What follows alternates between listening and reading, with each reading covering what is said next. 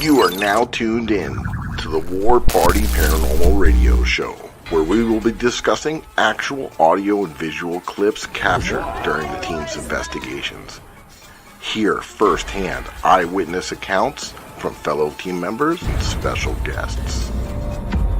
Now smash that like, subscribe, and follow button, and let's get ready to welcome team leader and your host, Eric Vanderlaan, and tech specialist and co-host, Mike Del Coro.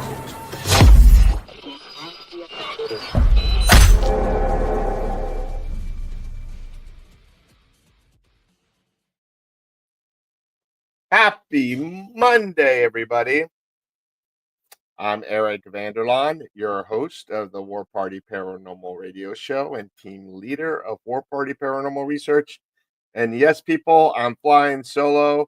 My good friend Mike, unfortunately, he's sick, but he's going to be all right.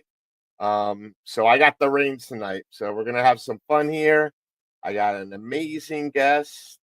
Still no ghost hunting. I got some severe withdrawals, but the good thing is that we got an event coming up in a couple weeks on Labor Day weekend, the Macabre Con. We had Micah and Courtney on the show, so get your tickets for that. It's going to be amazing, and War Party Paranormal will be there representing. So we got an amazing guest, and I got a little intro, and if I can find the thing. And here we go. Right?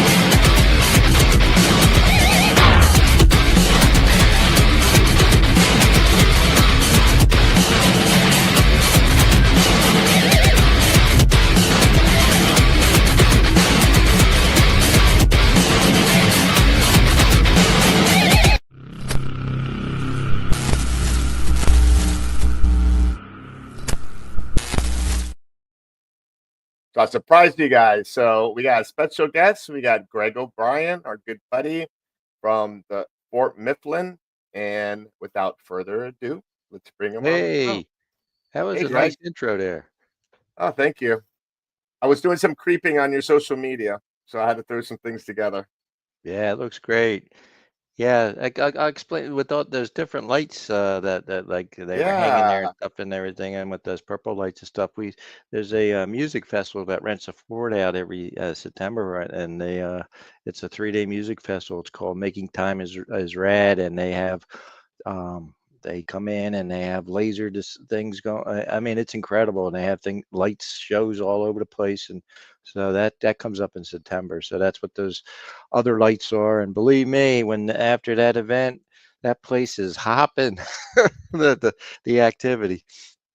I bet. We know the first thing I saw when I saw the video of those lights, I thought there was like some type of like REM pod, like stick device. Like I was just like, if that's not one of those things, that'd be a cool idea. Like, I don't know, to build those lights to where they can maybe sense EMF or stuff. Yeah, they were going to change by the music, but that would be a cool. I wanted them to leave them up to see if we could do anything with them, but they didn't let them. They left them up. Took them down. But Jenny, Delco is Delaware County, right next to Philadelphia County. You want to know where Delco was? Oh, okay. There you go. And so tell the people here that don't know anything about you or Fort Mifflin, tell them a little bit about yourself, about the fort, briefly. Very haunted. Sure. Yeah, like I've been involved with the paranormal for 20 years. I've been involved with different groups and different organizations, and eventually I did a lot of volunteering at the fort. Basically, my paranormal start was at the fort way back. I was there with scouts, and this was before the TV shows and everything. And we were there after the huge siege weekend. That's the anniversary of the 5-week siege that was at the fort during the Revolutionary War, which we could talk about a little later. But that was we always have a weekend with reenactment with the British and everything. So we had a scouting trip overnight. After the weekend afterwards, and it was incredible. The place was just hopping activity, and so that's how I got involved with paranormal, and then started volunteering at the fort and doing everything I could to help out, and then got more involved with the paranormal, and then was asked to come in and be the paranormal host and help out. So that been doing that for about 10 years now. Oh, And, okay. yeah, and the Fort Mifflin, the people, it's a forgotten battle. It was Fort Mifflin was built by the British in 1771 to defend Philadelphia. With the Spanish, the French, and pirates and everybody else. Um, it was abandoned by the British. They ran out of money, so it sat for a while, and then. 1775, good old Ben Franklin organized a group to get the fort shored up. So what was unfinished, the British had used granite stones, and the Americans just had log and earth and fortified the fort. Yeah, then it longest active military fort United States through history, served proudly from the Revolutionary War through the Korean War. So it's a unique place. And we were talking, and it was closed for a while because it got some damage, correct? Well, yeah, we had a storm in 2024. We had a major nor'easter come up, and the fort was originally it was called Mud Island. It was on an island, but the fort is built strategically. Um, it's right on the Delaware River, but just upstream is the Schuylkill River that comes down. So it was built to defend the Delaware, the city of Philadelphia. Hmm. And this storm, we have a seawall. The fort during high tide, the fort is actually below the river level. There's a moat that goes around the fort. Of course, you had to build a more moat, in the 1700s around the fort. But Right. I love me a good moat. yeah, storm surge was used, and the water came over the seawall and flooded the fort, and gust of wind took the roof off the officer quarters, Oh, so wow. we were flooded out and had to be closed for quite some time. Luckily now that we have the roof replaced, and we're doing a lot better. Unfortunately, we had the storm also with the moat. We had these floodgates that would uh, regulate the water flow from the moat. As they were big like flappers, and the water would go out. The tide they'd raise up and let the water out. Then high tide would close them. Well, when that storm hit, it broke up those plates. So Oh, basically, wow. right now we have temporary. Wood and sandbags in there to help keep the water from coming back in. But luckily, we're getting Philadelphia Airport is going to fund a replacement. They're going to come out, and by next year we should have a new floodgate. So that would Oh, okay. help us immensely, because it was, like I say, it's Mud Island. We still get some flooding, especially during storms. The water's not able to drain out properly, and so we still have some minor flooding, but nothing like we were. We had just it was just you could drive a boat inside it. So Now, are so the flooded. moats normally filled with water? We had Like a they moat always filled with full? water. Um, and it's protected. We're not allowed to drain it. Okay. Um, it has the largest population of red-eared turtles in the East Coast is in there, so it's got Oh, this okay. huge turtle population. Okay. So we can't touch the moat, but I got it you. would be nice to dredge it and you make it deeper, but unfortunately, we can't. So yeah, we just need to get the sluice gate, the floodgate repaired, Do and they that do they should be. Hmm? do they go on land and bury their eggs? Yes, they do. They come out and they bury their eggs and they make their nest, and it's pretty neat. They always hatch at night, and then you come out and you see these white Very eggshell cool. casings all over the place, and And then are yeah. you have to regulate the light at night, like turn the lights off? No, no. Well, it's O dark. We keep the fork is on lit. Is not lit at okay. night. So yeah, No, because here on the Florida coastline, we have, the sea turtles, and where they lay their eggs, there can't be any light pollution in those yeah, areas. It's regulated, yeah. We just um, have to be very careful when doing any but it's groundwork and different. everything. Yeah, because you guys are inland and we're on the coastline, Yeah, so right. They come it from the it's moat in the Delaware, and we just have to let people know, if you see a nice sized turtle on the land, don't pick it up and try and put it back in the moat. It's out right. there because it's trying to lay eggs, so don't touch it. But people do. Oh, there was this big turtle out there in the middle of the picnic field, and we put it back into the moat. Okay, that wasn't a good idea. But so yeah, we got a lot of turtles. So, speaking of, like, the turtles and the digging and them burying and all that stuff, there's been a lot of bloodshed there at that fort. Are you guys still finding, like, artifacts, like, around the area? Yes, we do. And um, we had University of Penn just come out recently and did some ground That is penetrating so radar, cool. and they will be in this fall. They will be coming out and doing archaeological digs.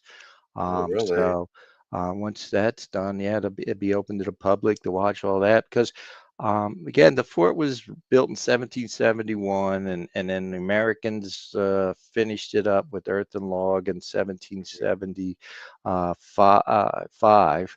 And then the British completely destroyed it in the battle in 1777. It was the largest bombardment in the Revolutionary War. At the height, they estimated 1,000 to 1,100 cannonballs an hour were being Wow. fired at the fort.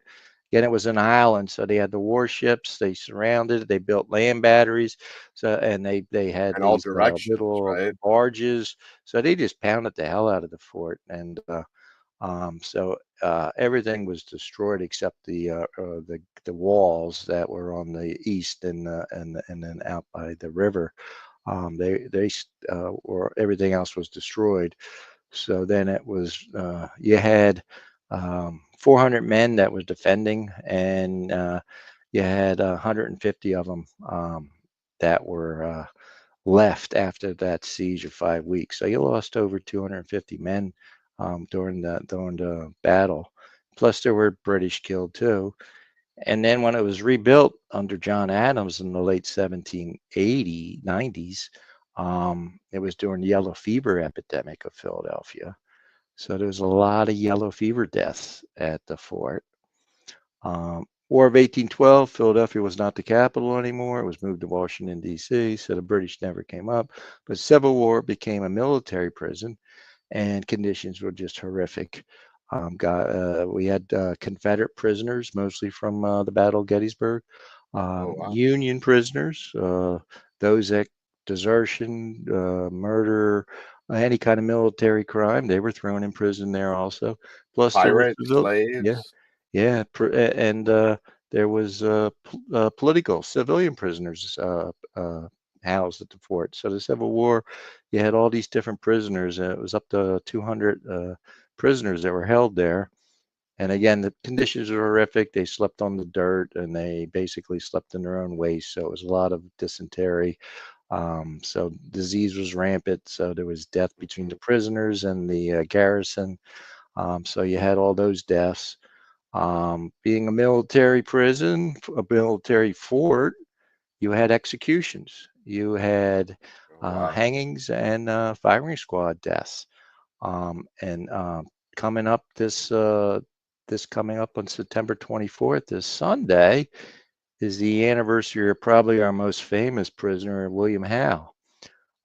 He was the only prisoner that was a public execution was at the fort. He was a Union soldier. He was basically a war hero. Battle of Fredericksburg. He helped uh, carry a flag that got dropped and carry it through battle. He got ill, and on his way, he was supposed to report field hospital in Washington D.C., but he ended up going to his house up in Perkiomenville, Pennsylvania, and he was bedbound for months. But eventually, they listed him as AWOL, sent some troops to get him. There was the middle of the night. They never announced it. Shot rang out. One of the soldiers was killed. Hal ran. He was captured about a month later up in Allentown, Bethlehem, Pennsylvania. Brought down to the fort, prisoned, eventually convicted of murder and desertion, and he was hung at the fort. And it was a public execution. They sold tickets, Oh, so that was wow. the only public execution Crazy. at the fort. So yeah, there you had Did you buy a ticket? yeah. So there you got the Wow. so that so Sunday we're celebrating that, and I have a group coming in Sunday nights to investigate that night, so I'll be with them Ooh, I Sunday bet it's night. gonna stir up some activity, right? It should stir up some good activity, yeah. So I'll be there Sunday night. So we'll see what happens on that with William. Um, Plus, being on the Delaware River, drowning victims, lots of drowning victims, body washing up. People, even with the moat, the bodies were found in the moat. I guess guys would have one too many drinks, got to relieve themselves in the moat, fall in, and they find them in the morning. I know it's So probably mucky. It's mucky out there, yeah, right? It's yep. easy to fall. So yeah, I mean that's why I say the fort is so unique. Layers of history, layers of death, layers of spirits. There's just um, And you and said there's an executioner's wall there? well out by the picnic area, that's where they would execute them Lovely. outside the fort. I guess they didn't want to shoot and hit the wall, but the hanging was inside the fort. Um, Got you. and the gallows that were used when they were dismantled. Now, these were supposedly then dismantled and taken to a local prison, Moynihanson prison. It was down in South Philadelphia. Unfortunately, it was demolished in the, I think, 1970s. But that is where the mass murderer of Holmes was imprisoned and hung. And supposedly the gallows that were used to hang William Howe at Fort Mifflin were the same gallows that hung Holmes there, and that mass murderer. Um, so it's pretty unique. So I know people have witnessed, a lot of paranormal activity there. Any personalities, any people from the past that are well known that still remain there? Well, I guess there's William Howe that is out there, but during the siege, Washington never came there. So we there's a um, PBS, the Revolutionary War. Ken Burns is having a 6-part, 12-hour documentary on the Revolutionary War to celebrate our 250th anniversary, Oh wow. and Fort Mifflin will be a big part of that, and it talks about it being a forgotten forgotten battle of the war. Um, so nobody really famous there, just a lot of different spirits. And when you started working there, were you a believer in the paranormal? Yes, I was. I mean, growing up, I had experiences and everything, but yeah, when after that scout night where it was, we were the adults, we were woken up to voices, and we were At um, Fort Mifflin. yeah, at Fort Mifflin, we had the kids were all sleeping, and we're all doing head counts, going out chasing. We were actually chasing full figures and Oh wow. voices, and I mean, it was unbelievable. It was like it was so active that night that none of us adults were sleeping because we were all chasing everything around, and the kids slept through it. So And that was the first time you experiencing yeah, it anything was the first time I paranormal? experienced anything at the Crazy. fort. Yeah, and that was before ghost hunters came to film, and that was I have before it my was. dream job. Yeah, before anybody was really coming to the fort. Ghost hunters came the following year. Their show was already on, but they hadn't come to the fort. So uh, Right. our scout troop had booked the fort the following year, and then we got the call that we have to reschedule. And then it turned out that was because of the ghost hunters bumped us from our time slot. So I always give them hell when I see them about that. So, like, it a lot of people go there. Like, what kind of celebrities have gone and filmed there other than ghost hunters? I believe wasn't Jack Osbourne who Jack and filmed there? Katrina Portals to Hell. Yeah, that was a lot of fun. Um, what people don't realize, it's when you watch one of those shows, that they were there Sunday through Thursday, and they were there 12 hours every day. So it was 48 hours to get 43 minutes of television time. Um, so yeah, there's a lot of editing. So yeah, John Zaffis has been down there investigating all the ghost hunter people, if you for to know.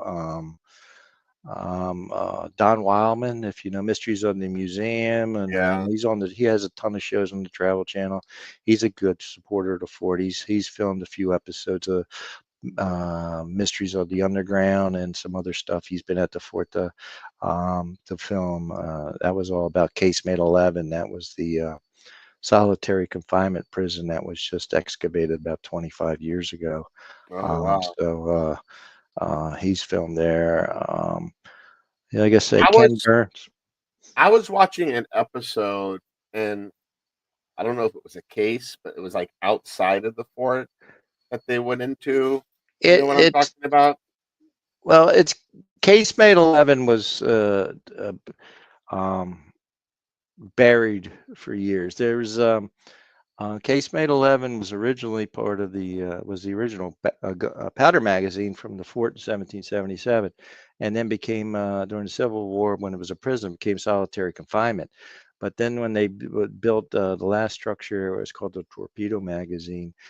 They buried the Casemate 11, so that's inside the fort. But you know when they filmed if you watch the Ghost Hunter episode, the first Ghost Hunter episode of with Fort Mifflin, that's when they went down inside to explore that. They had to go down a ladder. It was just opened up. So, but that is inside the fort. But there are in the 1870s they did build down river.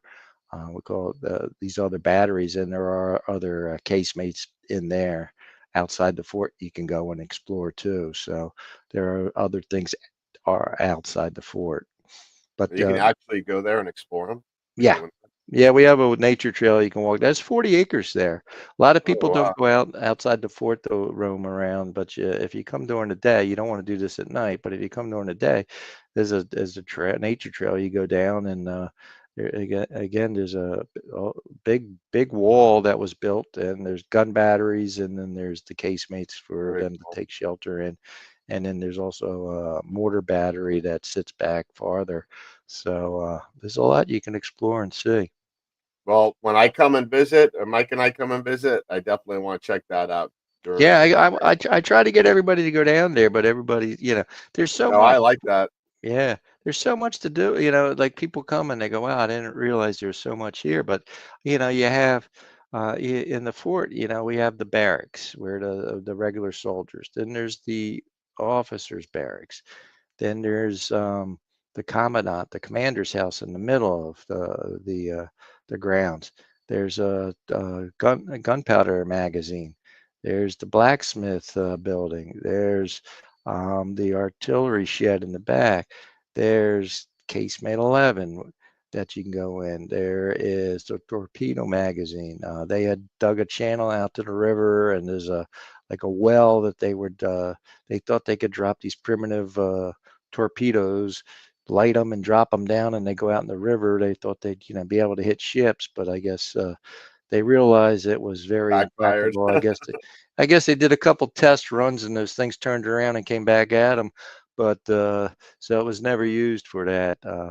World War One and Two, that everything was used as munitions storage. Those casemates underground, like bomb shelters. So they stored all the bombs and munitions all through there for World War Right, One and right. Two.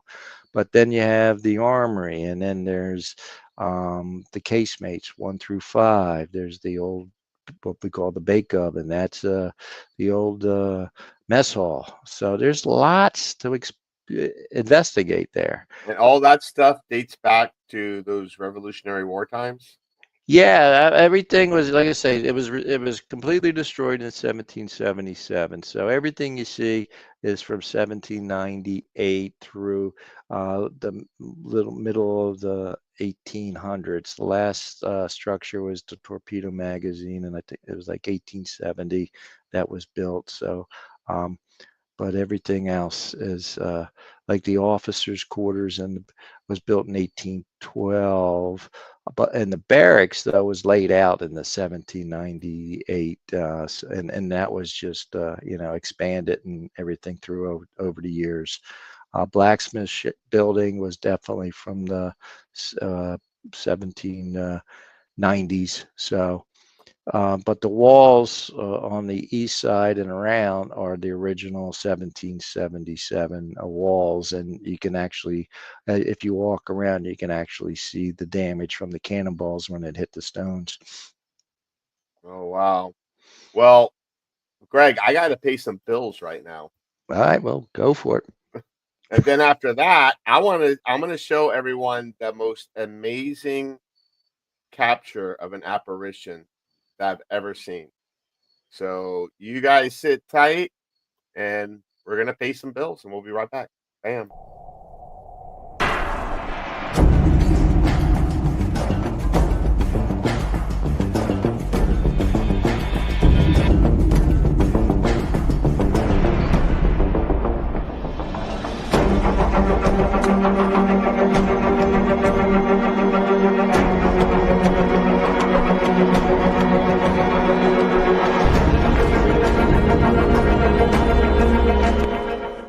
What is up, my paranormal peeps? You may be wondering why we're holding something like these in our hand, and my buddy's going to tell you all about it. The reason that we have this paranormal equipment in our hand is because we're giving a big shout out to the Ghost Hunter store, one of our sponsors. They're your one-stop shop for everything paranormal. That's right, and you may have seen some of these equipment on your favorite paranormal TV shows. Exactly, especially the Haunted Files on Paraflix. Mike's got that right. All right, guys, so check them out, and if you use the code word Ghost Gone Wild, Not Girls Gone Wild, Ghost Gone Wild, in your checkout, you'll get a discount on your purchase. Thank you, guys. Peace.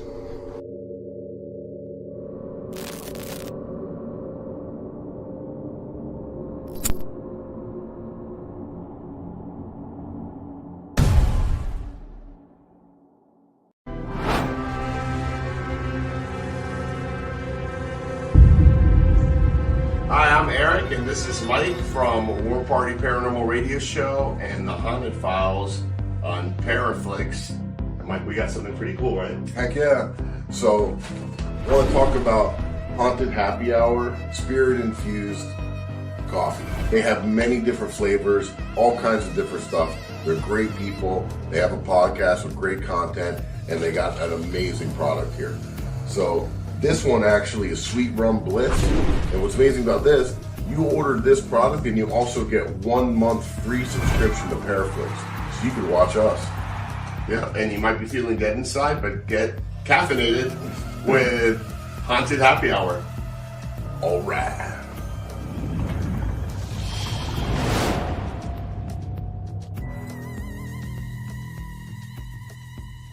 Are you ready to explore the unknown? Eventually. Brace yourself for a journey into the supernatural. Paraflix Paranormal Plus, your gateway to the paranormal, all-in-one streaming service. Dare to explore, dare to believe, dare to stream alone. It does not want us here. Sign up now and embark on a supernatural adventure like never before. Paraflix Paranormal Plus, the universal home of paranormal. So, Greg, guess what? What?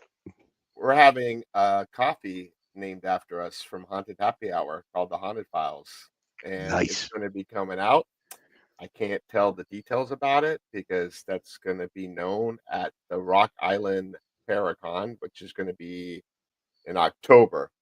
So once that's out, Greg, I'm going to send you a batch. Appreciate it. Love my morning coffee. There you go. And you're going to love it. And also, I just want to let people know that we do have 3 seasons out on Paraflix streaming.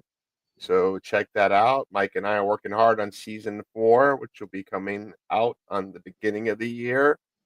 And if you go to Paraflix and you put in the Haunted Files 25, you get 25% off your annual subscription. So it's very affordable. It's like nothing. And we're not the only show on there. Last week we had Paranormal Theory. They're going to be at Rock Island. They have a show there. Patty Negree's on there. She's part owner of Paraflix. And I'm going to show a trailer. And backstage, Greg and I were talking about pythons, right? In the Everglades. Right. So I'm going to show a trailer that we filmed out in the Everglades. But luckily we didn't see any pythons. Here we go. Good evening. As searchers wade through the muck of the Everglades, looking for any signs of the DC-9 that crashed there, and the 109 people who died. Search crews make their way through the muck and swampy water. The wreckage scattered in bits and pieces everywhere. Among that wreckage, the remains of the 110 victims on board. The toughest job, removing those remains into a temporary morgue near the crash site.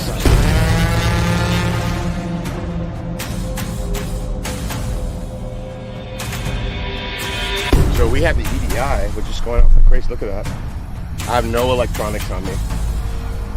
What all's going on, Eric?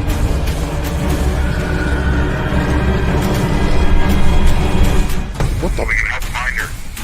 We also need to know your name.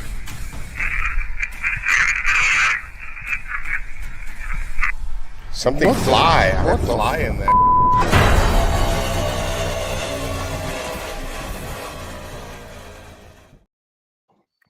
Looks good. Yeah, there could have been pythons out there. We probably didn't know it. They could have been hidden out there. Made sure I didn't stay close to the water. But yeah, that was like a wild investigation. Like we were just like thinking, hey, let's just go to that memorial and see what we got. And I don't know, we got a lot of crazy stuff that was related to that crash. And those pillars that you see out there that the drone flew through, that represents each of the passengers that died on the crash. And that's like in the shape of a triangle, and it's pointed directly where the crash was, and it's just like 100 feet out from that location. So it was pretty wild. I mean, yeah, I'm sure there's a lot of parts of that plane still buried in that muck.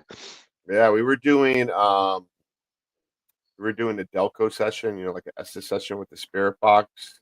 A lot of the stuff was relating to flying. It got sad at one point. There was a girl we got that was looking for her mom. So yeah, I mean, we get some crazy stuff in Florida. It's pretty wild. But going back to Fort Mifflin, I mean, that's a place that's definitely on my bucket list. And I want to share the most amazing capture that I've ever seen that you shared with me a few years ago. Um, can you set this up for everyone? Yeah, there was we get a lot of school groups at come in the fort, and always get a tour guide that leads them around. And this was a fourth grade group, and this uh, one of the students, he was taking multiple pictures throughout the fort. And after the group left, I guess it was a day or two later, one of the a mother of one of the students contacted the fort, and said that her son going through the pictures, and there's one picture came up that I asked him about, and he said he don't know how that happened. He just was taking pictures, and he doesn't know who that is, and so it was sent to the fort, and you know when looking at it, it was sent out. It was verified by multiple professional photographers. Is that the pixels match everything? It's no, it's not fake. It's a I'm looking real at it. It's picture. crazy. So yeah. So yeah, it was a fourth grader just snapping some pictures, and um, that's what he caught. And it's in No, casemate 5. well, that's where I'm going to be visiting when I go there. But Yeah, I always tell, because we do events down here, interactive events. I always tell our guests take a lot of pictures, take a lot of and pictures, and they're the take ones that. multiple at a time. Yep. Don't take one move, take another. Take like 3, 4 in one spot, and then Mhm. take 3, 4 in another spot. That's what. And this kid was doing that. He was told, he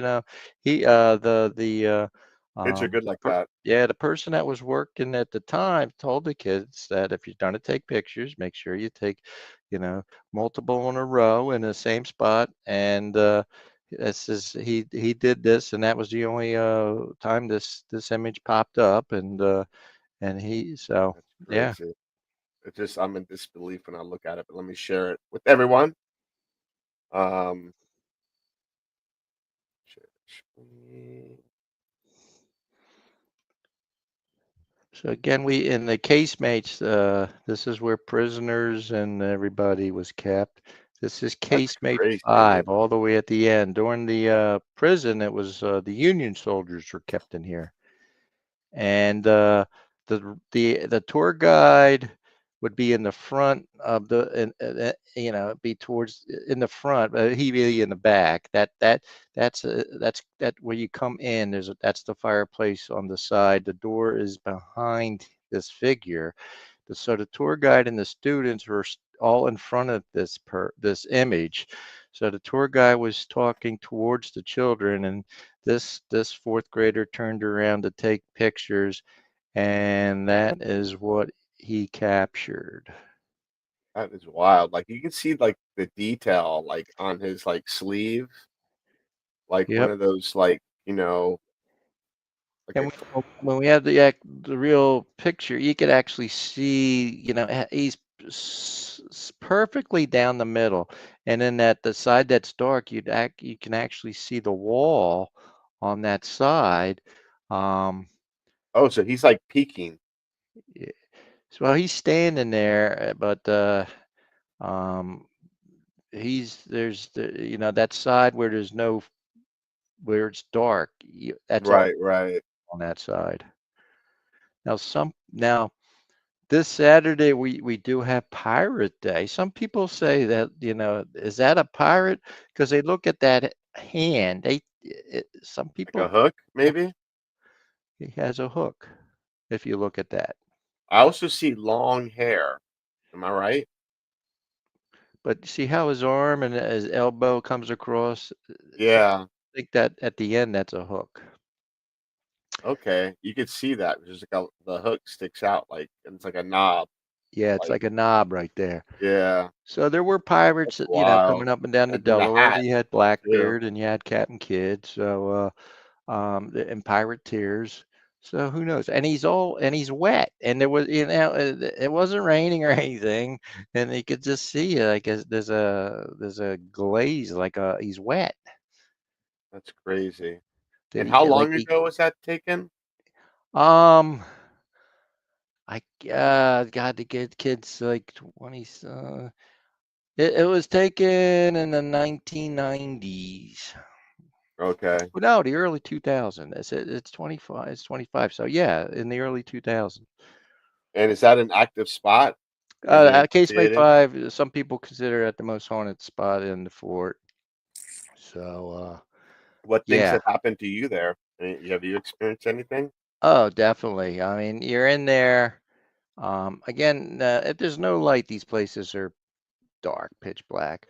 Um, Yeah, I've been in there, and if you, yeah, and you hear footsteps coming down the hallway towards you. I've seen shadow figures. I've seen figures. Um, yeah, just people get touched in there, especially females. Um, they get their jackets or shirts pulled, and if they have a ponytail, they get ponytails get pulled. So it's very active in there. You can hear screams and yells Oh wow. because the conditions when it was a prison, there's like wooden bunks all in there now. But when it was a prison, it was a dirt floor and they slept on the dirt and their own waste. So you Crazy. hear the screams and you hear the moans, and so yeah, there's just a lot in there. And so all of that there, what was like so let me think say here. So like that picture there, like you said it was also like prisoners as well, right? So that would have been like a pirate that could have been locked up there. Any famous pirates that were known to be locked up there? No, no pirates that we know of that, but we know Blackbeard sailed up and down to the Delaware and Captain Kidd. I mean, Blackbeard is right down the river from us in Marcus Hook is called the Plank House, and that's Blackbeard's notorious uh, girlfriend lived there. And that place is very active. So Blackbeard, some people think Blackbeard lived out, his the Tesh, yeah, his name is big in Chester County. Some people, theory is that he was born in Pennsylvania. So who knows? So, but yeah, no pirates. We had at one time, there was a pirate caught, and he was sentenced to be hung on by a cage at, at the fort towards the river. Uh-huh. So he'd be throwing be in the cage, and then you did die eventually, and you rot. And it was supposed to be a warning to other pirates that's what's going to happen. But he ended up somebody that was making money off of this guy got him out, so he wasn't. His sentence was revoked, and he didn't end up being hung in a cage at the Fort Mifflin. So that would have been the only pirate that we would have known of that be imprisoned at the fort, but Okay. they let him go. Well, I want to share a picture with you because remember we were talking about, I always tell my guests to take a lot of pictures. This is probably another mind-blowing capture that one of our guests caught at the Old Davie Schoolhouse Museum in Davie, Florida, where we had the school, which was built uh, eight in the 1920s, maybe, or maybe before that. And then there's these pioneer homes that were like maybe not even a mile away from the school that were moved behind it and like restored because they were like falling apart. and those those homes are active as well. So in one of the houses, the Walsh house, we had some team members there with some guests, and they were doing an Estes session, Hmm. and the lady that was there captured this image of her friend doing the Estes method, and I'm going to show you. It's in the form of a video, but it's pretty wild. Check this out. Wow. So yeah, that image there you see on the left, Right. there's no one there. Like, Yeah. So the person on the right's doing you can see he's blindfolded doing the right, right, session, right. and then And you can she's peeking in, listening to it. yeah, and you can see the French door. She's like standing in front of the French door, and then Yeah. there's like a glass table. So like her feet cut off, like the bottom part of the body um got cut off. So you see the Wow. glass table right there, and then Uh-huh. like there's nothing below the glass table. So the historical director there at the museum says it looks like a lady, and there's a picture of her that used to live in that house, and was actually a teacher at the Old Navy Schoolhouse Museum. Nice. So I don't know. I Yeah. tried to go back there and duplicate it. I can't figure out how she captured that. It's just pretty wild. That is. Yeah, that's like I say, just keep taking those pictures. You can't. When we'd have our spooky season, we always have a candlelight ghost tours, and we have people. I tell people if you're taking pictures, take multiple pictures, and it's amazing what gets caught during the candlelight tours. People pick up figures, and um, there's one where I have a group, and you're only going around with the lantern. We have candles and lanterns throughout the fort, so the only light is a I do lantern that. or a candle. And I got this one group, and the person took a picture, and you can see me and people stand in front of me with all glowing from the lantern I'm holding, and then behind them is this figure that is all white with no light on them. And it was like after the person took the picture, she screamed, and what's going on? Oh She's like, wow, look at this picture. And that guy, that figure that was on the picture wasn't in the group. So yeah, crazy. that was amazing picture. Very That happens cool. a lot, just walking around. Most of the captures we get are from people, walking around taking the pictures. So yeah. So Greg, we have a lot of people here in the chat, and they're all paranormal investigators. And actually, pretty much you can go there and investigate the place there for a night. You can rent the place out. Did I You get can that do it the right? night, half the night. Yeah. I mean, the website is fortmifflin.us, and you would go to events and then the paranormal, and everything that you need to know is there for an overnight or a 6 hour. And then, all the other events that are coming up. We have the calendar coming up. But yeah, paranormal. And a lot of times I just tell people, if you're in the area, just pay the admission fee. We're open Wednesday through Sundays, and like Wednesday, Thursdays, Fridays, if we don't have a school group coming, it's we won't get a lot of people, um, and we have a lot of people to just come during the days and go in and investigate. So, if you're in the area, Those don't discriminate. They don't yeah. discriminate day or night, Yep. right? They're active constantly. I mean, we have people because we're right by the airport. People have time before a flight. They come over to the fort and hang out before they have to go back over to the airport to catch a flight. And so, if you ever have a stop in Philadelphia and have a long layover, stop over at the fort, I and should have do done some that last time. investigation, because there's we have our tour guide ghost. He's a revolutionary soldier that gives great tours, but he's not on the payroll. And he's been reported multiple times. People go in and they're the only person in the fort, and they come out raving about this tour guide. And it's like, well, we don't have a Really? tour guide today, and it freaks them out. I want to But he witness gives that. great tours, goes into explicit details of the bombardment of 1777. Um, I've seen a Revolutionary soldier full body, but I haven't gotten the tour yet. I've been asking to try and get the tour, but I haven't gotten it. But he likes to do tour groups too, school groups. So that picture, maybe that was him. They like to hang out, make sure the tour guides are not making any mistakes as they're talking about the history.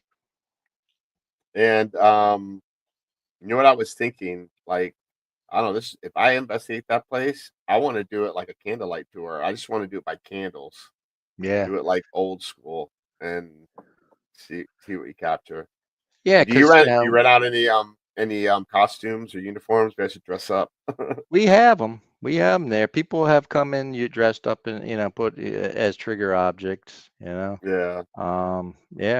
Especially a lot of times after the reenactment, since it was a revolutionary through the Korean, uh, we have the big siege enactment in November, and that stirs up all kinds of activity. And That. since it was a Civil War prison, we always have a reenactment with the Civil War prison time, where we'll have Confederates locked up in the cells and the Union Guard and everything, and that always stirs up a lot. And then of course we have a World War II reenactments. So yeah, they always stir everything up. But especially too with if you have a school group there, they like the kids. They like that energy. They suck that energy out of those little kids, and Gives them they get life, the, right? yeah, it gets active. Scouts, school groups.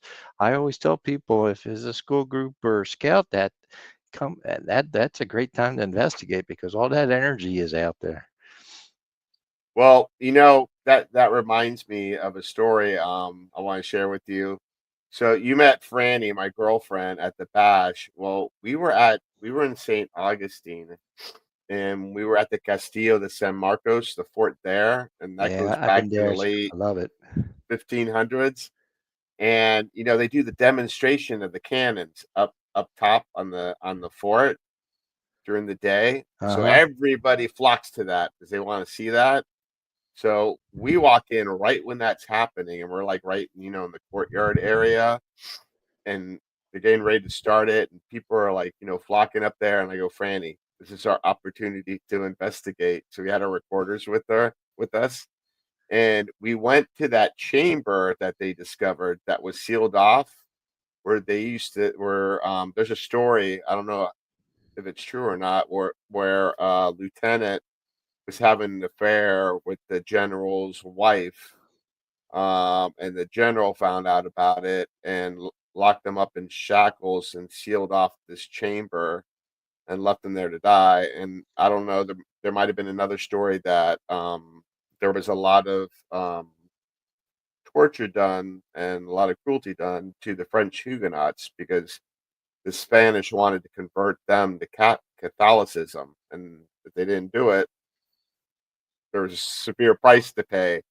So people believe that they were locked up in there as well. So we went in there and right away started doing the EVP session, and the wildest EVP session I caught. I wish I had it handy, but I asked in Spanish, "Hablas español o francés?" And I play it back clear as day, clase francés. It was very cool. Yeah. Yeah, we get French EPs at the fort. People don't, go, what's going on? Why is this person speaking French? But during the siege, um, there was a French engineer at the fort that was directing the fort. When they'd shell it all day, and then they'd have to repair and rebuild it as best as possible. So it was a French engineer that was there during the Revolutionary War to get the fort back fighting conditions. And then when it was rebuilt under Adams, it was the French um, were the officers in charge and engineer. And so people do capture a lot of French at the fort. So that's pretty cool. Yeah, when you catch a foreign language. Very cool. So Greg, we're getting towards the end of the show.